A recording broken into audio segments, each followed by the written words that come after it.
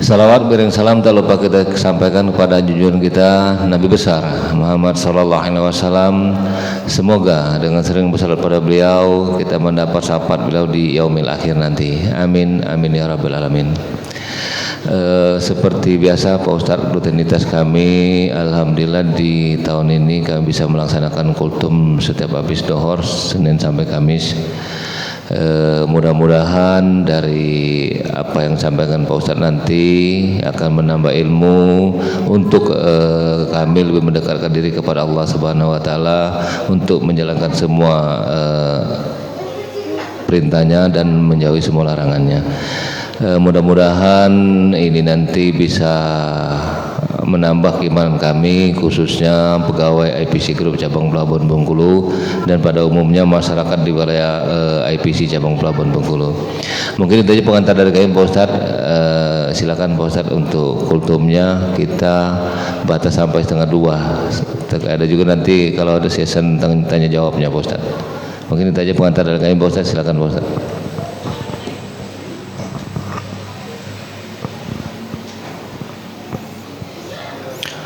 Bismillahirrahmanirrahim. Assalamualaikum warahmatullahi wabarakatuh.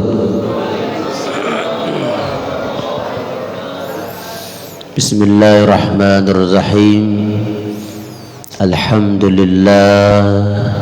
Alhamdulillahi rabbil alamin. الحمد لله الذي خلق الإنسان في أحسن تقويم أشهد أن لا إله إلا الله وحده لا شريك له وأشهد أن محمدا رسول الله اللهم صل على سيدنا محمد وعلى آل سيدنا محمد وعلى آله وأصحابه أجمعين. أما بعد فقال الله تعالى في القرآن الكريم أعوذ بالله من الشيطان الرجيم بسم الله الرحمن الرحيم يوم لا ينفع مال ولا بنون إلا من أتى الله بقلب سليم ثم قال ولا تكونوا كالذين نسوا الله فأنساهم أنفسهم أولئك هم الفاسقون. Sadaqallah wa summa sadaqa rasuluhun nabihil karim. Bapak, ibu-ibu, saudara-saudara sekalian, jamaah salat zuhur pada siang hari ini diberkahi oleh Allah Subhanahu wa taala. Pertama sekali marilah kita bersyukur kepada Allah Subhanahu wa taala atas segala banyak kebaikan Allah yang sampai hari ini kalaulah kita hitung nikmat-nikmat Allah tersebut maka tak dapat kita hitung, la tuhsuha. Jadi nikmat Allah tidak bisa dihitung. Alhamdulillah kita diberikan oleh Allah kekuatan jasadiah sehingga hadir kita saat ini pasti jasad kita dalam keadaan sehat. Kemudian hadir kita di masjid ini salat zuhur juga Allah berikan kekuatan ruhiyah. Ketika dikumandangkan azan hayya 'alas shalah, ini panggilan yang paling utama. Terbuka pintu hati kita untuk memenuhi panggilan azan guna melaksanakan salat zuhur yang alhamdulillah sudah kita laksanakan bersama. Salawat dan salam semoga senantiasa tercurah terlimpah kepada habibana, teladan terbaik bagi kita kasih Allah baginda Rasulullah Muhammad sallallahu alaihi wasallam. Allahumma salli ala Sayyidina Muhammad wa ala ali Sayyidina Muhammad wa ala alihi wa ashabihi ajma'in. Bapak, ibu-ibu dan saudara-saudara sekalian yang berbahagia, ada satu buah kerajaan di mana kerajaan ini punya aturan yang begitu unik. Apa aturan yang unik dari kerajaan ini? Pertama, siapapun yang ingin menjadi raja atau pemimpin, dia tidak boleh mengulang yang kedua kali. Artinya cukup satu kali atau satu periode. Nah, berbeda dengan halnya kita, Pak. Ini boleh kedua kali, bahkan ya kayaknya selagi orang mau masih milih, asal mau masih bisa gitu. Tapi kerajaan ini tidak. Dia tidak boleh mengulang yang kedua kali, cukup satu periode saja. Nah, yang kedua, siapapun terpilih menjadi raja dan habis masa jabatan, suka tidak suka, senang tidak senang, siap tidak siap, dia harus bersedia untuk dibuang ke sebuah pulau yang konon ceritanya sebuah pulau tersebut berisi binatang-binatang buas. Maka tidak ada yang mau berebut, Pak, untuk menjadi raja. Tidak ada yang mau berebut untuk jadi pemimpin, Pak. Nah, sekarang kan beda saat ini, berebut. Semuanya masing-masing punya misi, punya cita, harapan yang berbeda. Nah, sehingga tidak ada yang mau ini, Pak. Sehingga ada yang nekat dan alhamdulillah ceritanya terpilihlah seorang raja. Ketika habis terpilih dan dilantik begitu, dan sehabis dilantik dia sebagai raja, sudah barang tentu, Pak, bawahannya ini menyiapkan fasilitas, ya, namanya raja ya, disiapkan fasilitas, Pak, baik itu fasilitas dari jasadnya, pakaian, baju, sampailah ke rumah, sampai di rumah, di rumah pun diberikan fasilitas. Oleh raja ini diambil, Pak, bahkan ditagih begitu. Nah, ya pokoknya ditagih begitu. Nah, kemarin raja sebelumnya punya ini, kok kenapa saya tidak? Pokoknya ditagih sehingga cukup, Pak, dan sehingga sang raja ini ya hidup senang, enak, karena difasilitasi, makan enak dan semuanya enak, Pak. Dan ada pelayan kan begitu, tinggal perintah saja gitu. Ya. Sehingga sang raja ini, Bapak Ibu rahimakumullah, kalau bahasa Bengkulu ini mati keenakan, Pak. Jadi saking keenaknya, Pak, ya.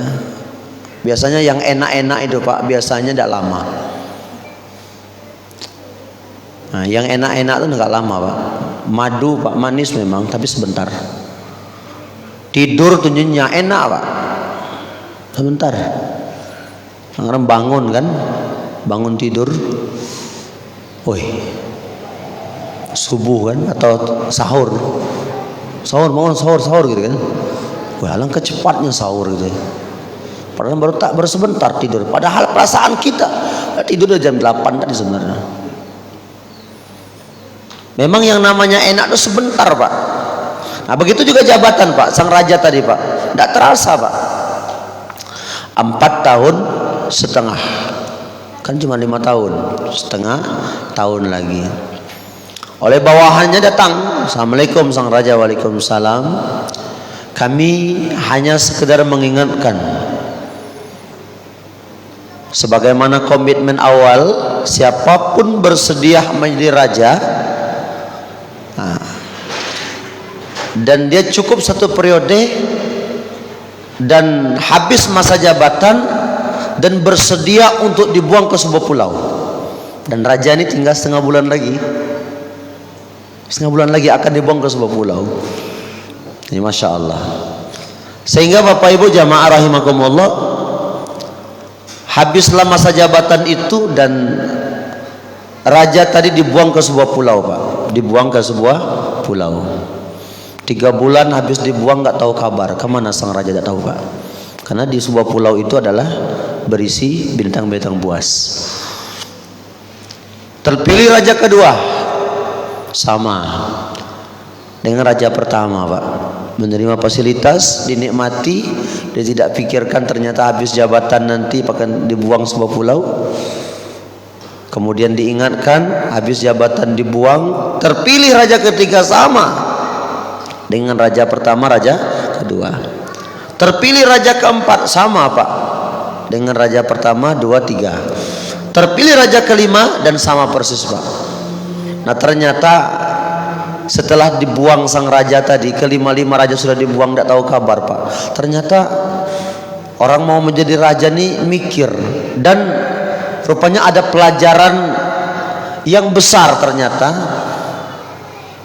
kalau ingin mau menjadi seorang raja.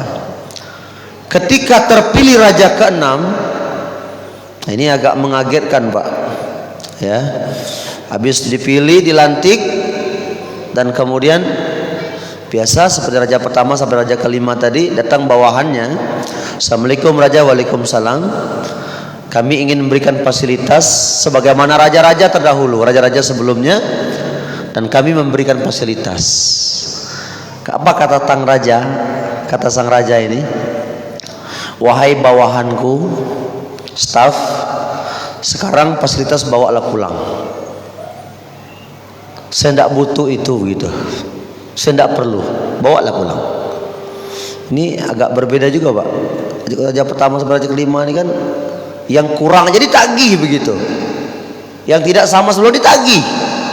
Tapi raja yang ke-6 ini tidak. Sekarang fasilitas bawalah pulang. Kira-kira karena pemimpin ini untuk menjadi raja ini ya tidak lama begitu, biarlah yang ada saja begitu, nggak usah berlebihan gitu. Nah kemudian Bapak Ibu rahimakumullah, dan pulang mereka. Pas masa pemimpinannya, ya masa dia menjadi raja ini kurang lebih sekitar 2,5 tahun, datang lagi utusan bawahannya, Assalamualaikum waalaikumsalam, kami cuman ingin mengulang kembali untuk menanyakan apakah fasilitas raja membutuhkan, dan kalau butuh kami berikan gitu. Kata sang raja, tidak, bawalah pulang. Kata bawahannya, wahai sang raja, dari awal kami tawarkan fasilitas, raja tidak mau, dan sampai hari ini kami tidak mau, dan sampai hari ini kami tawarkan dan raja pun tak mau fasilitas ini. Sekarang wahai raja, tunjukkan kepada kami dan perintahkan kepada kami apa yang sebenarnya yang menjadi keinginan sang raja. Nah, kata sang raja ini, baiklah, kalau memang saya akan minta satu hal saja. Yang pertama apa? Tolong bersihkan pulau itu dari binatang buas. Tolong bersihkan. Karena begitu yakin Pak dia. Karena nanti lambat cepatnya pasti bakal dibuang nih Pak. Yang namanya raja merintah Pak. Sekiranya tidak ada yang tidak mau nurut Pak. Mungkin siap Pak begitu Pak. Berangkat Pak, dibersihkan pulau itu dari binatang buas. Selesai dibersihkan, kira-kira kurang lebih sekitar 3 tahun, bawahan datang lagi. Assalamualaikum sang raja, waalaikumsalam. Permintaan sang raja sudah kami laksanakan, bahwa pulau yang nanti akan dibuang pulau raja ke sana, di sana, dan semuanya sudah bersih dari binatang buas. Wahai raja, adakah perintah berikutnya? Dan siap perintah dan kami akan lakukan. Bapak fasilitas tidak mau. Kata sang raja, yang kedua permintaan saya ini bahkan terakhir. Kata sang raja, saya minta yang kedua, 2 saja. Apa yang kedua ini? Tolong bangunkan aku sebuah istana di sebuah pulau tersebut. Masya Allah Bapak Ibu rahimakumullah. Akhirnya Bapak Ibu dibangun ke sebuah pulau. Nah seperti raja pertama sampai raja kelima tadi, datang lagi untuk mengingatkan 4,5 tahun kurang lebih masa jabatan. Assalamualaikum sang raja, waalaikumsalam. Kami hanya mengingatkan saja, kata bawahannya, Sebagaimana raja sebelumnya, bahwa habis masa jabatan dibuang ke sebuah pulau. Dan kami mengingatkan 6 bulan lagi masa jabatan raja akan berakhir dan raja akan dibuang ke sebuah pulau. Dan konon ceritanya raja pertama sampai raja kelima tidak tahu kabar sampai hari ini. Dengan lantang raja itu mengatakan, wahai staf bawahanku, jangan nunggu 6 bulan lagi lah. Sekarang juga nih, antarkan aku ke sebuah pulau tersebut. Kenapa dia lantang mengatakan, Pak? Ternyata dia sudah punya bekal di sebuah pulau tersebut. Yang tadi kenapa raja pertama sampai raja kelima, Pak, ketakutan? Karena kenapa? Gak punya persiapan apa-apa. Dia hanya betul-betul menikmati hanya sebatas dunia saja. Hanya menikmati untuk dirinya saja, bukan untuk orang lain.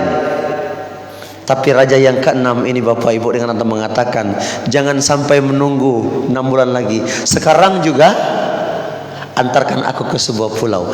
Apa kaitannya dengan kultum Ramadan pada kesempatan kali ini Bapak Ibu jamaah? Begitulah dunia yang kita hari ini. Betapa banyak orang yang tak yakin dengan alam kubur. Banyak orang yang tak yakin, Pak. Nantilah. Alam kubur itu kan nanti. Betapa banyak orang yang masih ragu bahwa akhirat itu adalah kenyataan. Tapi banyak orang mengatakan akhirat baru sebatas cerita, dunia ada sebuah kenyataan. Tapi yang hari ini yang kita pikirkan, hari ini dunia adalah sebuah kenyataan, akhirat baru sebatas cerita. Alhaakumut takasur hatta zurtumul makabir. Laborado kita berada dalam kubur Bapak Ibu terasa. Masya Allah. Kalau selama ini dunia kenyataan, akhirat baru sebatas cerita. Sekarang akhirat sebuah kenyataan, dunia tinggal cerita. Bapak Ibu jamaah rahimakumullah. Nah, tinggal pilih nih Pak. Kita ingin masuk golongan raja yang pertama sampai kelima atau raja yang ke-6. Kalau raja yang kelima Bapak dan Ibu jamaah, ternyata ragu dengan akhirat, ragu untuk berbuat baik. Ini Pak, raja yang pertama nih, terlalu senang kepada dunia. Ketika dikumandangkan azan hayya 'alas shalah, nantilah, kan masih muda, kelaklah pensiun, baru taubat. Ya kalau sempat pensiun. Nanti kalau sudah tua baru taubat. Ya kalau sempat tua. Sebab mati itu datang bukan karena sakitnya. Betapa banyak orang yang sakit tapi sembuh.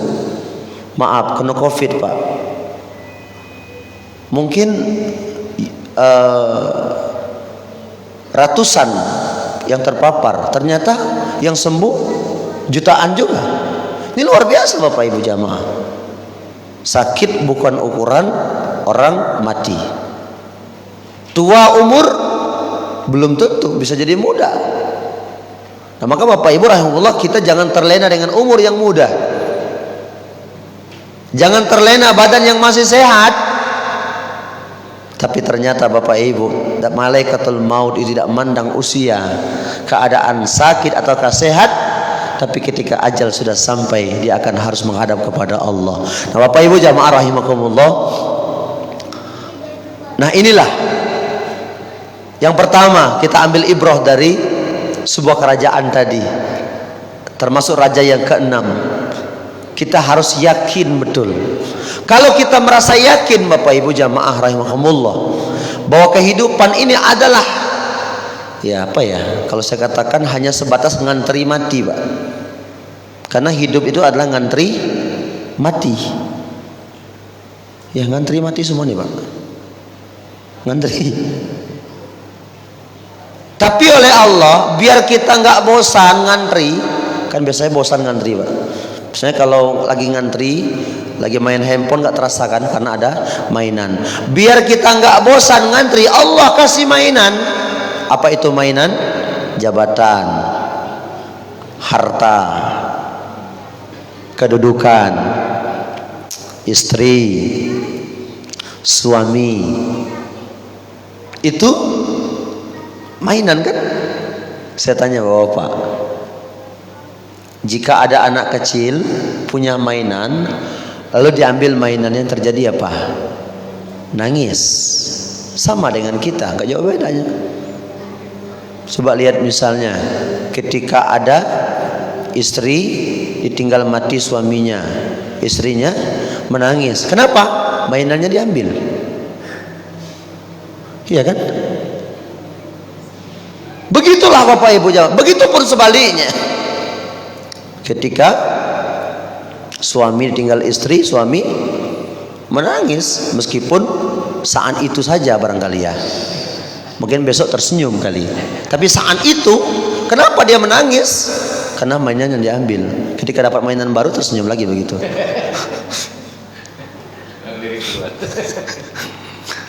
Begitulah kira-kira Bapak Ibu. Dan kita nih antri semua. Nah, biar nggak bosan, biar enak menjawabnya orang bertanya, Allah kasih mainan. Ditanya kan, kemana mas? Kantor kan gitu. Apa ada jawabannya? Mana mas? Ngantri mati pak? Nggak ada. Nggak ada. Anak-anak sekolah, kemana anak sekolah? Nggak ada ditanya, nggak ada jawabannya. Kemana anak? Ngantri mati pak Ustaz? Nggak ada. Nenek-nenek kan apa nek? Apa kerjaan? Ngebun pak Ustaz. Kebun, Allah kasih mainan kebun. Dan ada jawaban. Dan apa nek? Ngantri mati Ustaz? Nggak ada. Bapak Ibu jamaah rahimakumullah. Pertama, raja yang keenam tadi betul-betul yakin sebenarnya. Yakin bahwa jabatannya hanya sebentar. Karena cuma 5 tahun. Begitu juga hidup kita. Hidupnya sebentar Pak. Kalau ikut umur Nabi 63 tahun. Loh kalau hari ini 50, ya 13 tahun lagi Pak. Dan saya yakin betul, termasuk kita yang hadir ini, 80 tahun lagi nggak ada lagi di masjid ini Pak. Ya Pak. Aku kecuali Pak Imam barangkali Pak. 12 tahun lagi.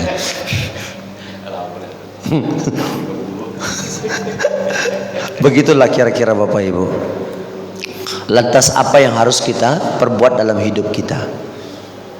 Makanya hari ini Bapak Ibu jamaah banyak mengingatkan kita.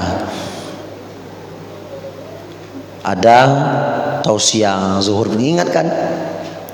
Kemarin saya lihat di video Pak anak kecil kan masak katanya. Awak sudah tua nggak tahan lapar, nggak tahan haus yang bahasa Palembang itu ya. Kami aja kecil aja tahan lapar katanya kan.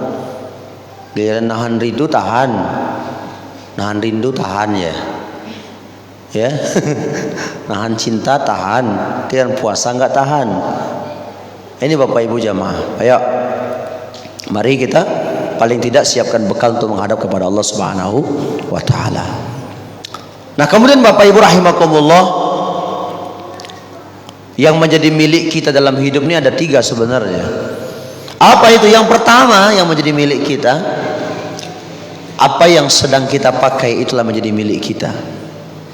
Saya yakin ini di rumah mungkin semuanya kita punya ada jas jutaan harganya Pak. Tapi hari ini tidak kita pakai itu, kita pakai yang biasa saja. Tapi inilah milik kita yang sebenarnya. Yang kedua, apa yang sudah kita makan Pak. Tadi sahur kayaknya Pak, yang namanya sahur Pak. Ini mulai masuk ke 10 hari kedua ini Pak. Ya semuanya nggak ada lagi, nggak ada selera lagi begitu Pak. Tapi kita tahan puasa begitu luar biasa. Yang tadi kita makan biasa saja, sore nanti punya angan-angan saja pengen beli itu beli ini, dan itu belum jadi milik kita karena belum kita makan. Yang ketiga yang menjadi milik kita adalah apa yang sudah kita sedekahkan. Itulah menjadi milik kita yang sebenarnya. Bapak Ibu jamaah yang dirahmati oleh Allah Subhanahu wa Ta'ala, oleh karena itu ternyata Allah Subhanahu wa Ta'ala tidak ingin semuanya sebenarnya. Bahkan di Al-Quran Allah katakan razaqnahum yunfikun, sebagian saja. Nah maka insyaallah mudah-mudahan ya walaupun barangkali ya di masih musim pandemi ini tetap semangat kita ya jaga komunikasi Pak, karena hari ini memang luar biasa Pak, serba salah Pak. Nahan batu ini sakit Pak, Nahan batuk tuh sakit, Pak. Tapi ketika batuk, apa kata kawan? Hai lah kena ini. Bersin kita Pak ulang-ulang, memang udara barangkali. Lah isolasi belum, isolasi dulu. Kadang-kadang mohon maaf Pak. Kadang-kadang mohon maaf betul, enaklah buang angin depan orang Pak. Kalau buang angin tidak ada masalah Pak. Apa orang katakan alhamdulillah. Kenapa Pak? Nggak kena COVID saya. Kenapa? Karena salah satu ciri kena COVID itu adalah hilangnya penciuman kan. Ini tercium betul. Pak, belum kena COVID lah. Kira-kira. Jadi walaupun barangkali susah sulit, tetap kita semangat Pak Bu. Jaga ibadah dan pekerjaan juga adalah ibadah. Maka insya Allah ya, kalau bekerja adalah hanya untuk dunia, ya kalau bahasa tekor Pak. Kalau hidup hanya sebatas untuk dunia, tapi kalau hidup sebagai jembatan untuk menuju akhirat yang kekal, wal akhiratu khairu wa abqa, maka inilah sesungguhnya kehidupan yang sangat berarti di hadapan Allah Subhanahu wa taala. Saya kira begitu. Yang namanya ceramah nih Pak, ya begitu Pak. Pagi kultum Pak. Ya. Kuliah 17 menit ini. Jadi mohon maaf andai kata ada hal kurang berkenan. Barangkali ada perlu kita diskusikan barangkali. Silakan Pak. Biasanya ada diskusi seputar raja tadi. Yang lain juga boleh. Ya, yang lain juga boleh, silakan. Ya. Ya, silakan.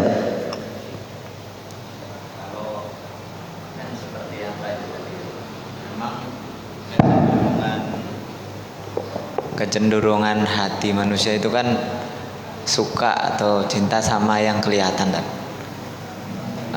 Kita lebih kita bilang kita cinta Allah gitu, tapi kita dipanggil Allah sama dipanggil sama istri kita atau atasan kita lebih rajin yang kelihatan gitu kan.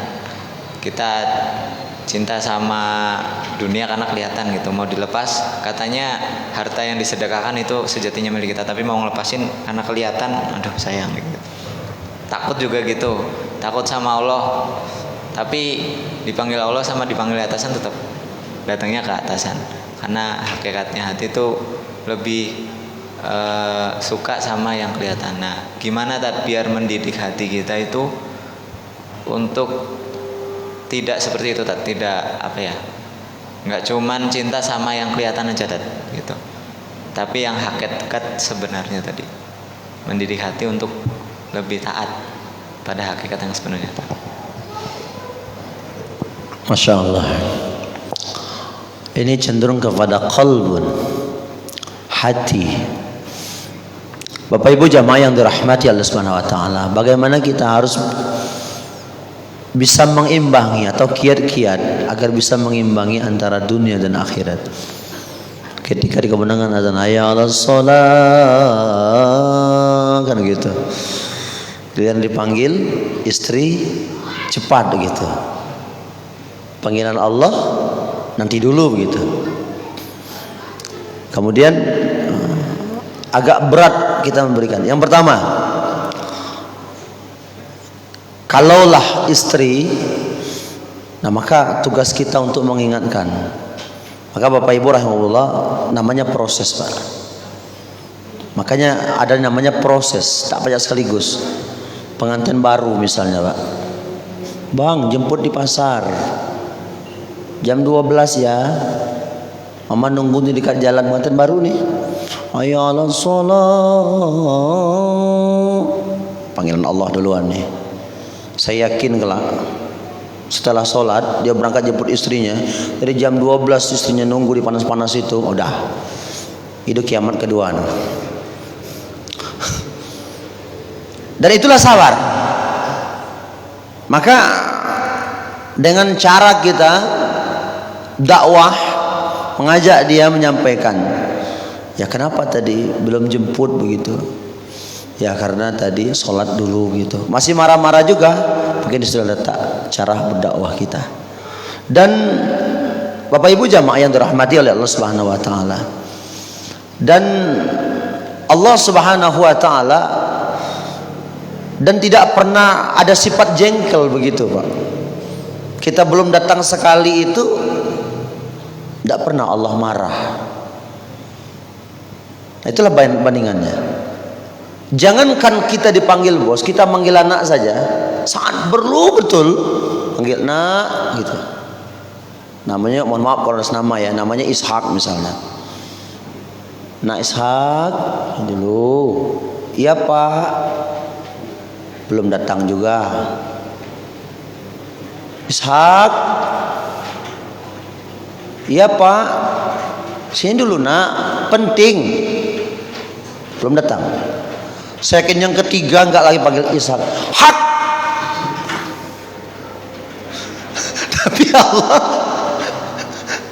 Tapi Allah tidak pernah, Bapak Ibu jamaah. Dan Allah Maha Mengampun. Nah, bagaimana dengan keadaan yang seperti itu? Minimal, Pak.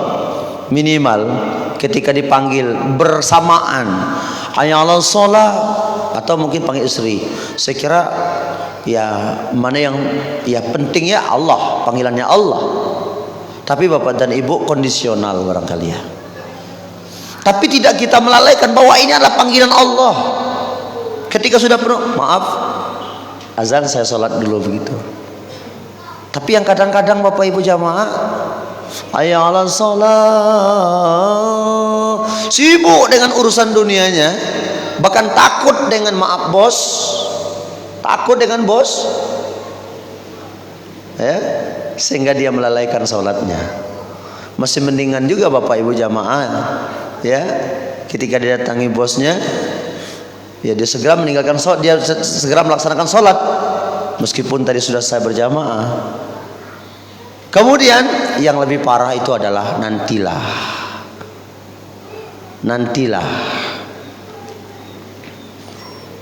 lah sudah lalai ngomel lagi. Ini lebih parah lagi nih. Apa ngomel lagi? Nantilah. Ya akhirnya dia sholat juga gitu. Allahu Akbar, Allahu Akbar. Alangkah cepat asar ini. Cepat nih yang waktunya berjalan. Memang dia sholat di ujung waktu. Sudah lalai ngomel lagi. Ini parah ini. Jadi kembali kepada Allah, bahwa sesungguhnya yang tidak terbayangkan oleh kita itu luar biasa, Pak. Ya. Rumput dimakan oleh hewan kerbau, tapi Bapak Ibu ada yang jadi tanduk, ada yang jadi bulu, kan gitu, ada yang jadi tulang, kan gitu, ada yang jadi kotoran. Dan kita Bapak Ibu, Allah persis ciptakan kita sesuai dengan porsinya, ya kan? Coba Allah ciptakan misalnya asalat misalnya, ya kan? Allah tahu betul ini muko, jangan tumbuhkan rambut. Coba kalau Allah tidak sayang kan, makanan sama, ya udahlah. Ini nasi ini dimakan, kalau dimakan nanang itu kelak tumbuh rambut kalau muko. Payah Pak, urusan milih nasi aja lah ribut gitu, lah sulit. Jangan salah makan, ini bahaya ini. Jangan salah makan ini. Nah ini Bapak Ibu jamaah. Jadi maka dalam hidup ini 3 yang kita miliki, dan ini pasti. Pertama nafsu mutmainnah, yang kedua nafsu lawwamah, kemudian nafsu amarah. Amarah, setiap kita punya nafsu Pak, kesal, pasti. Yang kedua lawwamah, ingin lebih. Apa ini ingin lebih? Dapat 1 pengen 2, dapat 2 pengen 3, dapat 3 pengen 4, itu pengen lebih. Lalu yang ketiga Pak, silakan diimbangi dengan nafsu mutmainnah, nafsu jiwa yang membawa ketenangan dalam kehidupan. Mutmainnah, nafsu mutmainnah, jiwa-jiwa yang tenang. Ya, meskipun tadi punya jabatan, ya, hidup kita dalam keadaan tenang. Ya, walaupun ya gaji cuma 100 juta sebulan, itu kita tenang gitu ya. Nah ini masya Allah, ini Bapak Ibu jamaah, ya itu saya kira ya Mas ya. Ya silakan, cukup ya Pak ya. Ya silakan Pak. Ya monggo. Kebetulan juga kan taruhlah kalau sama istri tadi kita nggak bisa ibaratnya ngasih pengertian lah ya. Kadang-kadang nih kalau ke bos nih Pak Ustaz, pas mau maghrib dia ngajak rapat, pas mau asar ngajak rapat, gimana kira-kira tuh Ustaz ada Memang untuk berkata yang benar, kulil haqqa walau kana murran, ya. Katakan yang sebenarnya walaupun pahit, memang hal yang sangat sulit, Pak. Dan itulah perjuangan memang sebenarnya. Tantangan orang beriman itu begitu, Pak. Makanya saya Bapak Ibu jamaah rahimakumullah, saya sering, Pak, ya, ngundang jam 2, mulai bla bla bla bla bla, sambutan panjang, belum lagi marawisnya, belum lagi gendang rabananya, jam 3 mulai, Pak. 15 menit lagi asar, saya tutup, Pak. Ustadz, nanti tanggung, kita tunda 19 menit. Allah tidak pernah nunda nikmat kepada kita, Pak. Jadi jam mana nih Ustadz, kita lanjut apa jam mana? Kalau nak lanjut habis asar, nanti ibu-ibu baliklah. Saya kan tugas suruh ceramah. Tadi kalau jamaahnya pulang aja, saya kan suruh ceramah. Terus gimana nih jamaah nggak ada? Ya salah situ. Kenapa? Tadi mubazir panjang, coba kita ceramah duluan. Itu kan intinya. Dan saya tinggalkan, Pak. Dan itu memang harus komitmen. Dan ini adalah panggilan Allah Subhanahu wa Ta'ala. Dan Bapak Ibu rahimahullah, ada satu buah proyek begitu, Pak. Salut dengan tukangnya. Jadi dia digaji 100.000, Pak, karena kenek. Ketika azan berkumandang, dia izin dengan bosnya, bos silakan potong gaji saya 10 menit, ya. Potong gaji itu yang 10 menit itu saya sholat, jangan full, karena kasihan dengan yang lain yang bekerja. Ini luar biasa, Pak. Jadi apa ya, memang ya harus ada risiko begitu, Pak.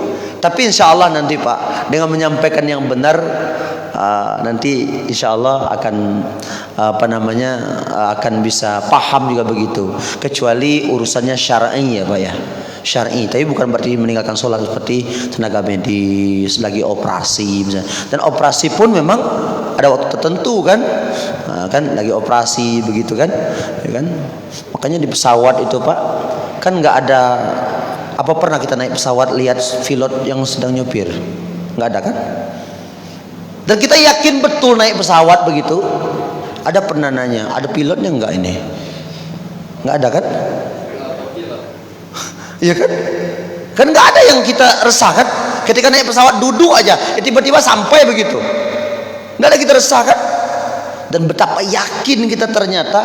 Nah, apalagi Allah, Bapak Ibu jamaah rahimakumullah. Tapi memang hati harus coba misalnya kita lihat pilot yang sedang bawa pesawat itu, kan, ketika dia misalnya kan barangkali mungkin pesawat itu kan lagi berjalan, kan mungkin ada ya tinggal dikendalikan, nanti beberapa waktu dikendalikan lagi begitu dan sebagainya.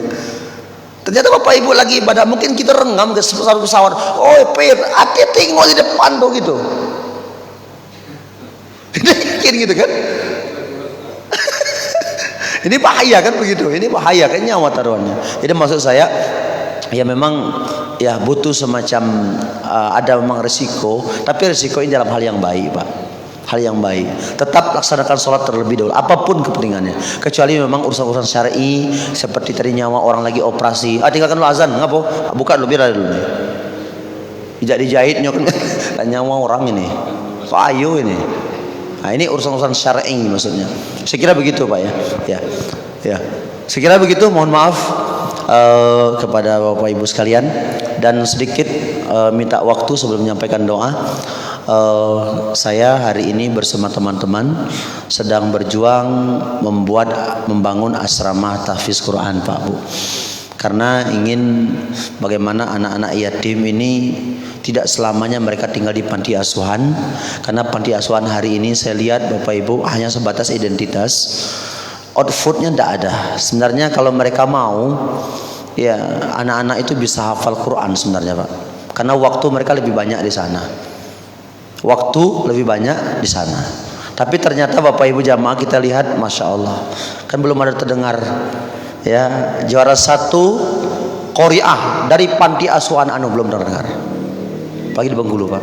Nah, alhamdulillah Pak, dengan terpanggil hati seperti itu, kami coba untuk menyeimbangi dan mengajak jamaah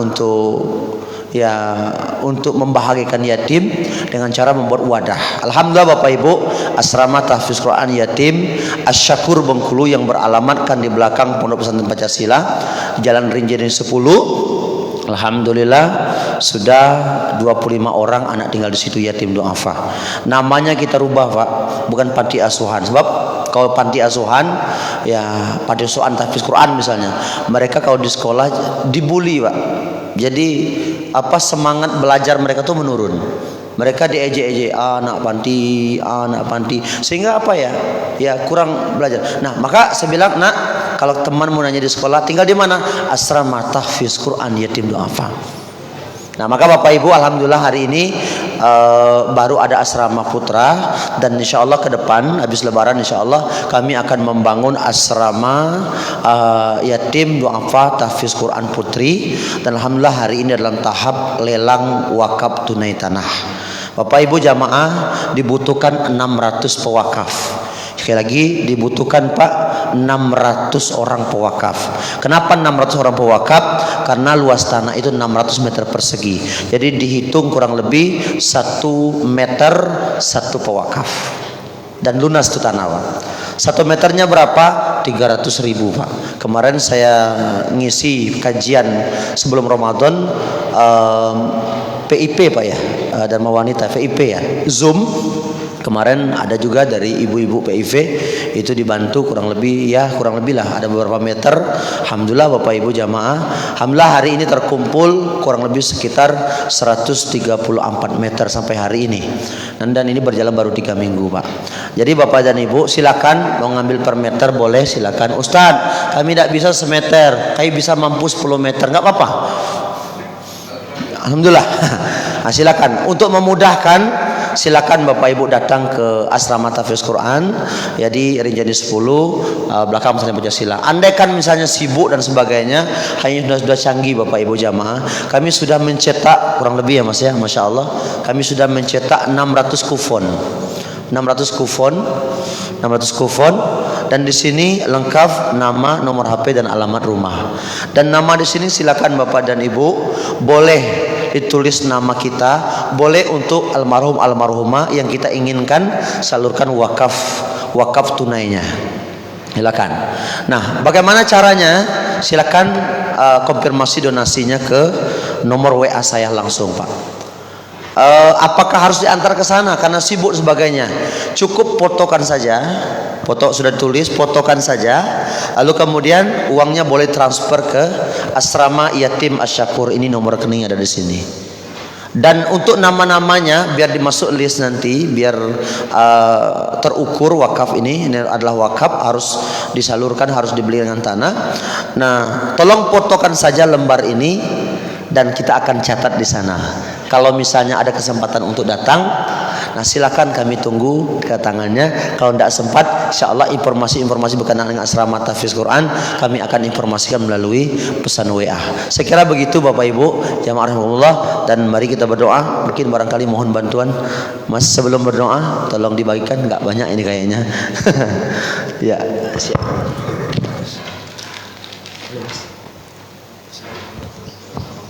Masya Allah, alhamdulillah.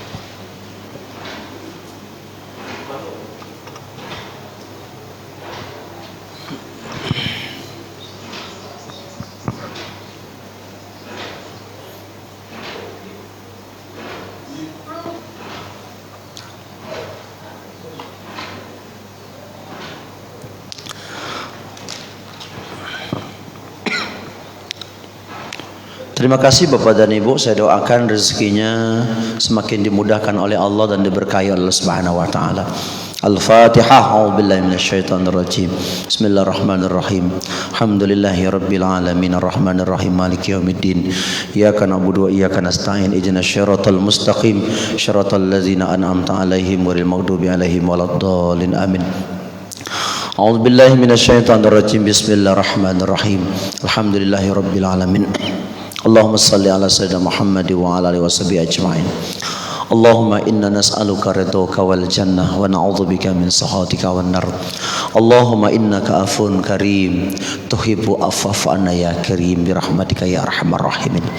Duhai Allah ya Rabb, kiranya berikan kami kesehatan ya Allah, jauhkan kami dari bala dan bencana ya Allah, berikan kami rezeki yang banyak dan berkah ya Allah, panjangkan umur, berkahi usia kami ya Allah. Allahumma ya Allah ya Rabb, terimalah amalan Ramadan kami ya Allah, ibadah puasa kami, sedekah kami, infak kami, dan zakat kami ya Allah. Allahumma ya Allah ya Rabb, Rabbana taqabbal du'a innaka antas samiul alim wa tub alaina ya Allah innaka tawwabur rahim. Doa ya Allah ya Rabbana, jauhkan kami dari wabah, bala dan bencana ya Allah. Rabbana atina fid dunya hasanah wa fil akhirati hasanah wa qina azabannar.